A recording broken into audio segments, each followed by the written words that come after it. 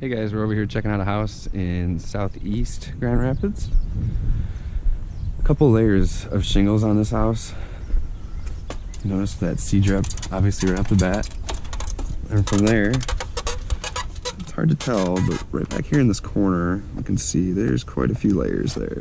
So it's gonna be one of those things that we're gonna want to talk to the homeowner about and just make sure, obviously, once we're doing our tear off, that we're real thorough with the inspection.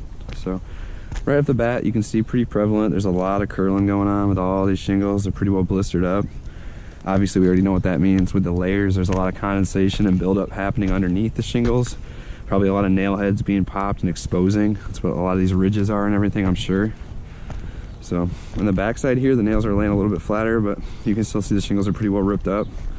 Just there are some soft spots, but with this many layers of shingles, I mean, it's almost impossible to be able to tell from an outside inspection. We do have pot vents, so obviously with the new installation, we're going to go and install a new ridge vent all the way down the ridge line of the house. When we do that, we're going to increase a lot of airflow, a lot of that uptake in from the soffits to be exhausted out through the ridge here. Right off the top with the chimney, we're missing a rain cap, so something we can help the customer out with, make sure we prevent anything from down the road. Little issue right there, looks like some grout missing. Flashing doesn't look terrible. Definitely big time caulk job, so looks like somebody maybe came through to do a repair at some point.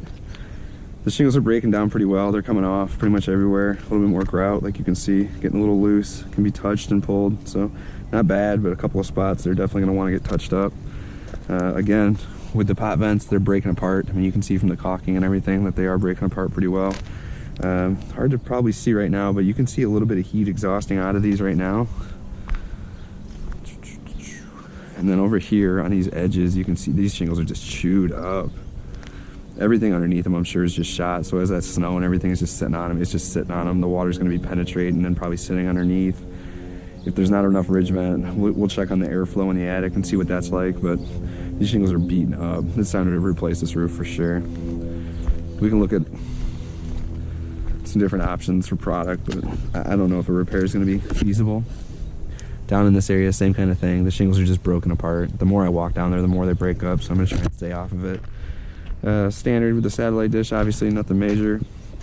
Pipe boots, pretty well gone. Looks like the seal around that caulk's shot, so probably a little bit of water infiltration happening there.